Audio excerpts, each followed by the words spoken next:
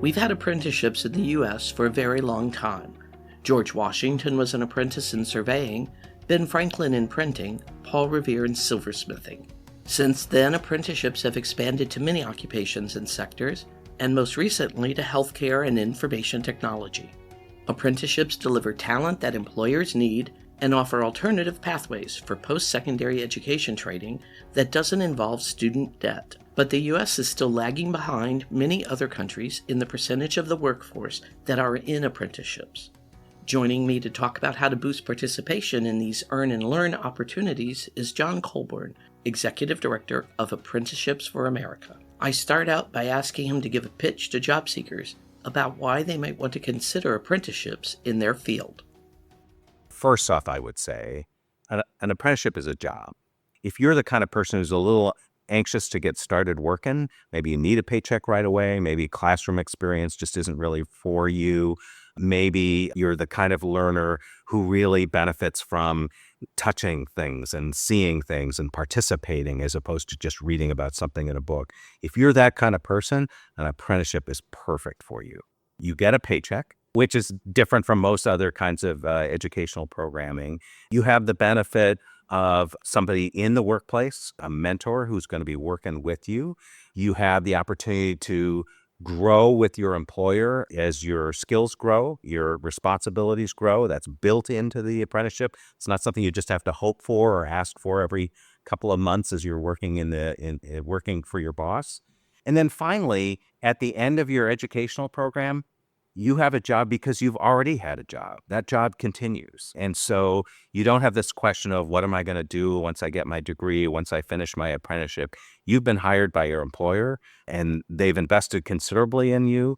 And so you now have the opportunity to remain with the employer and grow with them.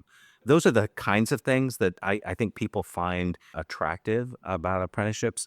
And then I'll just say people have talked about apprenticeship as being college without the debt. It really is a post-secondary educational approach that is not linked to, some of the challenges we have in the way that we pay for college in this country. Okay, you've sold me on apprenticeships. I think it sounds like a good way to do this. And there's a lot of industries out there that are looking for workers. Where might I end up? Statistically, the most likely place you might end up might be in the skilled trades, because that's where we have a lot of apprenticeships in this country. But increasingly, and in fact, in the last year, I think new apprenticeships in non-skilled trades occupations now outweigh new apprenticeships in the skilled trades. So there's actually a big sea change happening here. Increasingly, you'll find it in occupations as diverse as public school teacher, a registered nurse, software coding, cybersecurity, HR, certified public accounting. There's just a wide range of occupations that are out there available that can be done through an apprenticeship. One of the things I love to do every week is just watch new registered apprenticeship programs come through. One I saw the other week was a horse therapy clinician. And so there's really no limit to the kinds of occupations that might be accessible for apprenticeship. I think the challenge for somebody who's looking for an apprenticeship is where do you find them? And we are not very good about having the right tools for people to do job searches around apprenticeship. But for most people, a good first place to go is going to be your state apprenticeship office, which often keeps a listing of all the companies that are hiring apprentices in the state. For employers, as you said, this is a way to find labor and find talent. It may not yet be developed, but it is a way to find talent. And so employers have a very key role in this. Where have you seen the biggest growth outside of the skilled trades right now? Let's break it down a little bit. Yeah, sure. So I would say there are 2 or 3 areas that are really growing significantly. In the last year, one of the fastest growing areas has been for the public school teacher. If you know anything about public education, you know there's a crisis around hiring teachers. And yet it turns out that there's a lot of talent in every single school. They happen to be teachers' aides or cafeteria workers. They know the students, they know what it is to work in a school, and the idea of using an apprenticeship structure to advance folks from these roles into a school teacher role has caught on across the states. And vast majority, 40 some states, are now engaged in teacher apprenticeship of one sort or another. It's just one example, but there are other areas. In the area of information technology, we have seen apprenticeship take off in a field where it's less about what your degree is about and more about what you've done and what you know. And knowing that the industry, the occupation, the folks who are hiring in these roles are really interested in portfolios and experience, the apprenticeship is very well tailored to that idea because it's rooted in experience. Another area that is getting a lot of attention and exploration is an area where we have a huge hiring problem, and that's the registered nurses. And by the way, the registered nurse preparation is always involved in a workplace learning, a clinical experience. Now the question is, can we adjust some of the developmental processes around nurses to take that clinical experience and put it more into an apprenticeship context? In the area of business services, one of the biggest promoters we have of our apprenticeship out there right now is the American Institute for Certified Public Accounting. And they are looking at apprenticeship as a way to take paraprofessional folks who don't have their CPA, but who have done an awful lot of work with CPAs and on CPA projects to advance them into CPA roles. It's across the board. Any occupation that requires some level of training and preparation is probably suitable for an apprenticeship. So, how do we make the connection between that talent? We've written here at WorkingNation about the teacher apprenticeships and how you've got a lot of people already in the school who already have some of the skills needed. How do you recruit for apprentices outside of those infrastructures? If you think of apprenticeship, there's kind of two pathways in. One is the sort of incumbent worker upgrade path, and that's the teacher story by and large, or the CPA story. But there's also the opportunity to tap new markets. And I think in some ways, the IT story is that story, that if you just relied on trying to recruit computer science majors, you'd be really stuck. There's very few of them. They're in very high demand. And so I think the hiring managers in that industry just said, look, there's a better way. There's people who are interested in this work, who have aptitude, who have maybe done some of this work themselves on the side, and now are looking to get into an occupation. Isn't there a way to do that? Sometimes there's a direct placement into an apprenticeship program. And then sometimes there's a pre-apprenticeship process. So a workforce development organization, a community college, a workforce board might be supporting people to get ready for the apprenticeship, make sure they have the basic skills, they have some aptitude, they've got some career and workplace exposure, so that when they get into the apprenticeship, they can move forward and know that they're on a career that is going to make sense for them. There's a very big role in the federal government for encouraging this, the registered apprenticeship programs, and those have been growing and expanding. What do you see the continued role of the federal government in these apprenticeships? So we would say sort of twofold. So number one is we actually think that registered apprenticeship is a really strong basis for building an apprenticeship system. But that registration process could be made a little bit more user-friendly. I mean, we've actually done some reports on this and looked at how registration in the states and at the federal level can be off-putting as an experience to employers and to people who are trying to advance apprenticeship. So we think that there's room to grow in terms of improving the registration process. And what's more, we know it's possible because we've been to states and talked with states that have taken on this issue and had created a radically different experience for folks who are seeking apprenticeship. So for example, in Kansas, if I'm remembering right, they now do apprenticeship approvals in 15 days, whereas other states, you can be waiting months and even over a year to work through an apprenticeship process. And we know that that's possible. The second thing that we're really looking to the public sector for is a much bigger embrace of apprenticeship financially. In the United States, at the federal level, we spend about $330 million to support apprenticeship, which, sounds okay. But if you were to look at that as compared to other countries and their investment in apprenticeship, particularly countries that have significantly grown their apprenticeship numbers, this is really just a very, very small drop in the bucket. We have countries that spend 20 and 60 and 100 times what we spend per capita on apprenticeship. And we really need to be looking at how we shift both the amount of money that's going into apprenticeship and then, frankly, the way it is being deployed. Let's go back to the community college idea. There's a lot of workforce development programs where employers reach out to the community colleges to help them set up a program. And this idea that these are learn and earn, they can go to school, they can learn the program, they make money. Is there a degree component to that as well?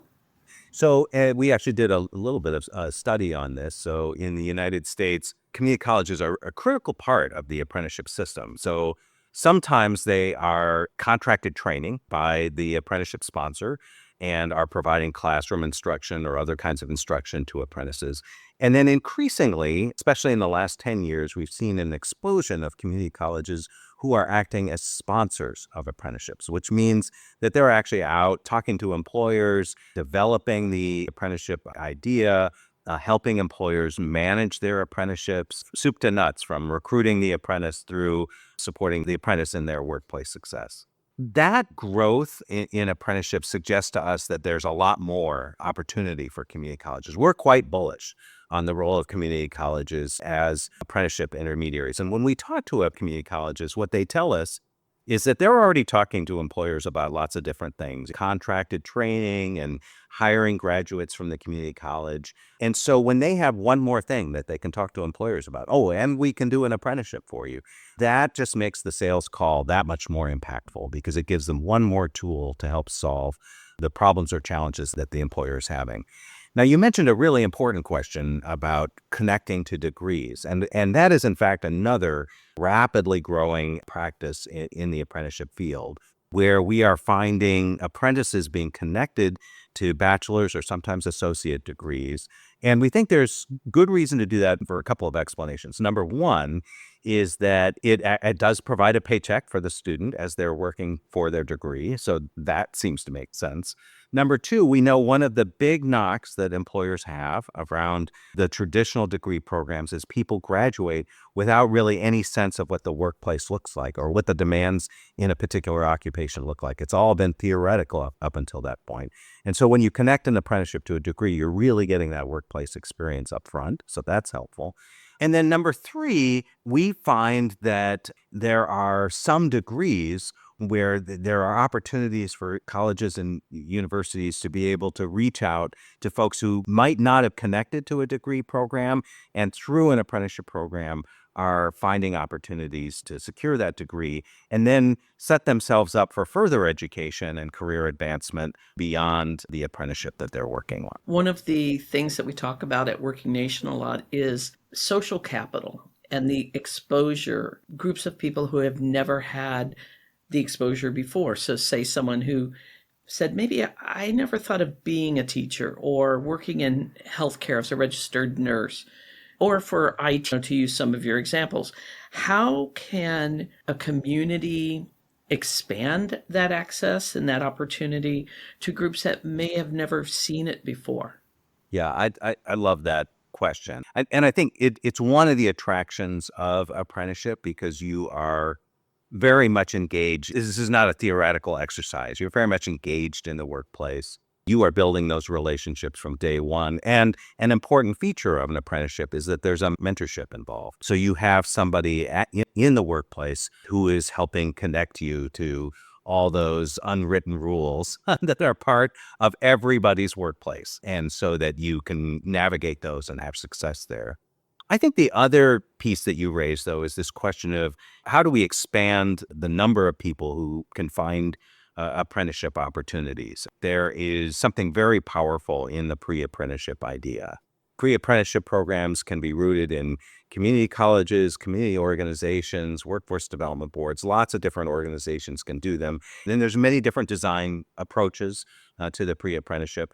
The only thing we would say at Apprenticeships for America is that you should have a real apprenticeship in mind as you are developing and operating those programs, and know that there are, in fact, spaces in the apprenticeship field for people that come through your program. We really don't want to see just another continuing sort of train and pray approach to workforce development under this new guise of pre-apprenticeship. So, John, what's next for apprenticeship in this country? At Apprenticeships for America, we have big plans. We've actually set a big goal for our organization to grow apprenticeship eightfold over the next 10 years. That's a big, big growth curve for apprenticeship in the United States.